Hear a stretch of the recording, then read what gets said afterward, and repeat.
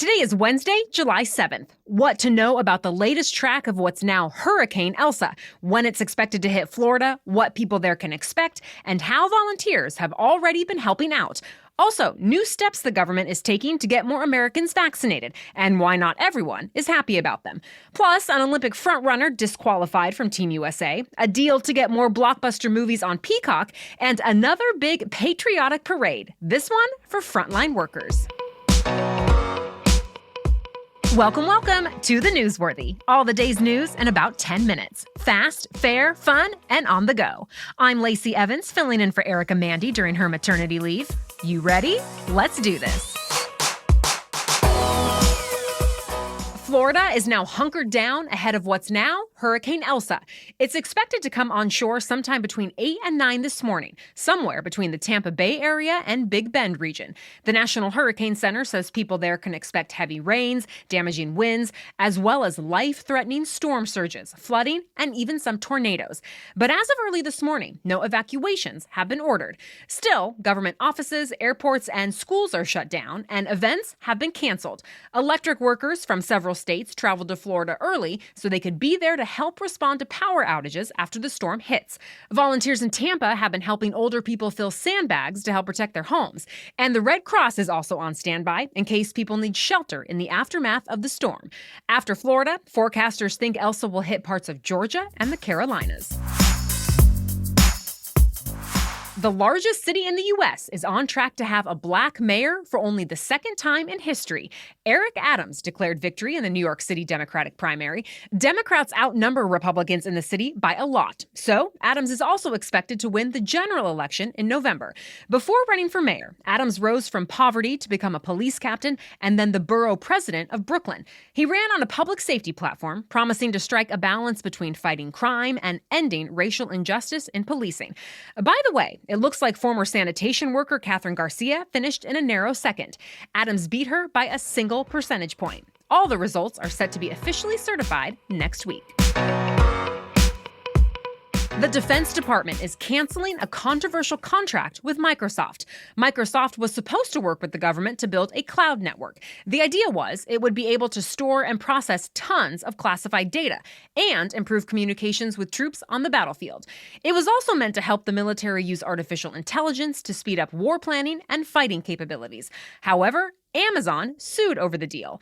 Amazon also applied for the contract and said it was most qualified to get it. But the company believed Microsoft got it because then President Trump just didn't like Amazon founder Jeff Bezos. It's something the Pentagon has said wasn't true. But because of that legal battle, the whole project has been delayed for more than a year. Now, the Pentagon says it will start from scratch to pursue a new deal. Both Amazon and Microsoft could end up getting part of the business. So could other cloud service providers like Google, IBM, or Oracle, or a mix of all of them. So far, the government hasn't set a new price for the contract, but says it will be in the billions. There was yet another high-profile ransomware attack, and once again, the hackers are said to be tied to the Russian government. This time, they got access to a contractor for the Republican National Committee here in the U.S. It's not clear what, if any, information the hackers found, but the RNC says they weren't able to access any of their important data. The FBI says it's aware of the incident, but wouldn't comment beyond that. Notably, this news comes just a few days after what seems to be the biggest global ransomware attack in history. In that one, a software provider named Kaseya was hit. The issue is, most of Kaseya customers are IT service providers themselves, who also have hundreds or thousands of customers. So, hundreds of businesses were impacted around the world. President Biden is expected to meet today with top officials from the Departments of State, Justice, and Homeland Security to talk about a strategy to counter ransomware attacks like these. The highly contagious Delta variant of COVID-19 is now officially the most dominant one in the U.S. The CDC says it accounts for more than 51% of new cases here, and in some states, like Missouri, Kansas, and Iowa, Delta makes up more than 80% of new cases. This is worrisome for health experts since it's more contagious than previous strains and might even lead to more severe symptoms. The good news is, research has shown the shots on the market are still effective against the Delta variant. By the way, President Biden missed his goal of having 70% of American adults at least partially vaccinated by now. As of this morning, it's about 67% of adults who've had at least one shot. So the Biden administration is trying some new tactics to bump that number up. The president says the government is going to be sending more shots to primary care doctors and pediatricians to make it easier for children to get vaccinated before they return to school or to fall sports. The government will also add more mobile clinics. And in some cases, Biden says officials will be going door to door in communities where vaccination rates are especially low to give people information about the safety and effectiveness of the vaccines. That last part sparked backlash from some Republicans who say vaccine conversations should be between doctors and patients, not politicians. Either way, people are still getting their shots all around the country, just in smaller numbers. On average, about 870,000 doses are going out each day to Americans 12 and up. That's compared to more than 3 million a day back in April. More news is coming up, but first, a quick break for our new sponsor. Here's your main host, Erica Mandy, to talk about Policy Genius. Erica here, and our new baby boy, Dax, relies on us for all kinds of support, including, of course, financial support. So that has me thinking more than ever about life insurance. You probably know that if someone relies on you for financial support, whether it's a child, aging parent, or even a business partner, having life insurance to make sure they're taken care of after your death is important. But I also don't want to spend more than I have to on a plan. Well, with Policy Genius, you can compare quotes from more than a dozen top insurers in one convenient place. And comparing can go a long way. You can save 50% or more on life insurance by comparing quotes with Policy Genius. And you could save $1,300 or more per year on life insurance by using Policy Genius to compare those policies.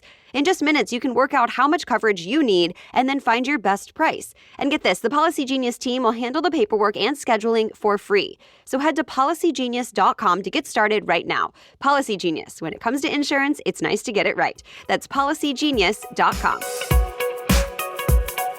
It turns out most unruly passengers on planes these days are upset about mask mandates.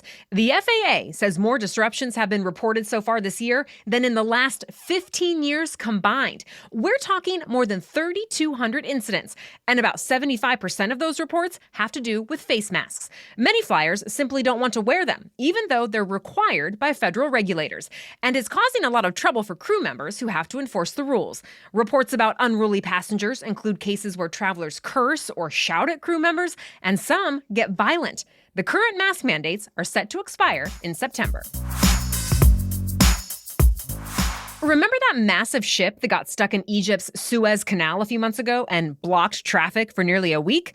Well, today, it's finally allowed to leave. The Ever Given ship has been sitting in a holding lake about halfway through the canal since March. Most of the crew members have been staying with the ship this whole time, too. They couldn't sail away because of a bitter fight about money.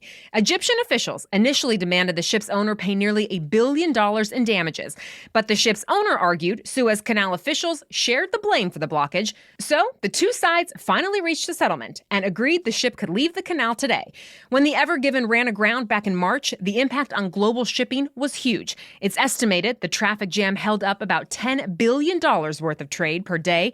Since then, though, it's at least been out of the way, so other ships have been able to get through just fine. Track star Sha'Carri Richardson isn't going to the Olympics, all over marijuana. Team USA Track and Field released its final roster yesterday, and Richardson wasn't on it, even though she was considered a frontrunner for a gold medal. She tested positive for THC, a chemical found in marijuana, after winning the race at the Olympic trials. And the World Anti-Doping Agency still includes marijuana on its list of banned substances. So Richardson was suspended from competition for 1 month. That meant her spot in the individual event was definitely out. There was speculation she'd still compete in a women's relay race, though, because that one is scheduled for after her suspension is set to be over. But officials chose not to include her on the relay team either. After her suspension was first announced, Richardson told the Today Show she smoked marijuana to help cope with her mother's death. Now, Team USA says it sympathizes with Richardson, but that it has to abide by the current rules. Richardson says she's confident she'll be back for the next Olympic Games. Starting next year, new movies from Universal Pictures won't go to HBO anymore. They'll be streamed on Peacock instead. That's because Universal's longtime deal with HBO expires at the end of this year, and Universal and Peacock both have Comcast as their parent company. This deal affects movies like the next Jurassic World sequel, the next Minions movie, and a new horror movie from Get Out director Jordan Peele. To be clear, though, the movies won't be coming to Peacock before theaters. Under the new deal, Universal movies will hit the streaming service a few months after they've been shown in theaters. Then, Peacock gets exclusive streaming rights for only a few more months. After that, the movies will go to other networks, too. There's a big parade in New York City today meant to thank the essential workers. There are 260 different groups being honored today, including healthcare workers, first responders, utility crews, childcare workers, and more. There will be 14 different floats, and people who work for the city's transportation system will ride on a vintage subway car. The first American to get a vaccine out of a clinical trial will be serving as the parade's grand marshal. All New Yorkers are welcome to come out and salute essential workers today, but the city says anyone who hasn't been vaccinated should still wear a mask and keep their distance. And that's it for the main news today, but it's now time for Work Wednesday, when we break down one interesting career or work-related news story. But first, here's Erica again with a word from our new sponsor, KiwiCo. Hello, I'm excited to tell you about KiwiCo, which creates hands-on projects for kids of all ages. I take comfort knowing each KiwiCo crate is designed by experts and then tested by kids. In fact, KiwiCo spends more than 1,000 hours designing and testing every crate, and they cover different age groups from babies to teens. For our new baby Dax, the Panda Crate gave us great supplies to engage his developing brain. We've already used the tummy time mirror, for example, and we love sort of reading the black and white cards to him as he stares at them in wonder. It's great to know we're helping support his visual development from day one. And that's just a couple of the many items in his first KiwiCo crate that we are using every day. Your child can learn something new every month as well in various subjects like science, art, and geography. Older kids can even play and learn independently thanks to kid-friendly instructions. For example, with KiwiCo's hands-on art and science projects, kids can engineer a hydraulic claw, build an animation machine, explore colorful kid-friendly chemistry, and more. And right now, get your first month free on select crates at kiwico.com/newsworthy. That's KIWICO.com/newsworthy. Now back to Work Wednesday. COVID-19 may have sped up the shift to automation at work. Many American businesses, like restaurants, factories, and warehouses, relied on auto technology to survive the pandemic, since you don't need to worry about robots spreading the virus. Well, they seem to work well enough that the New York Times says companies may start doubling down on those investments, even post-pandemic. For example, a voice recognition system can take orders at a drive-thru. Restaurant customers can order their food on an app, even when they're eating at the restaurant. And online grocery orders can be filled by a robot in a warehouse. Employee shortages could end up pushing companies to invest more in automation too. Some economists say that will ultimately hurt the American worker by eliminating jobs and taking away some of their bargaining power. But others say new technologies could make existing jobs easier rather than replacing them entirely. And if a company is more productive, bosses might pass on the extra earnings to their human workers. Of course, automation creates new jobs too. For example, machines need maintenance, so companies will need to hire software technicians and coders to keep everything running smoothly. All right, thank you for listening today. We'll catch you up on more news to know tomorrow. Until then, have a great day.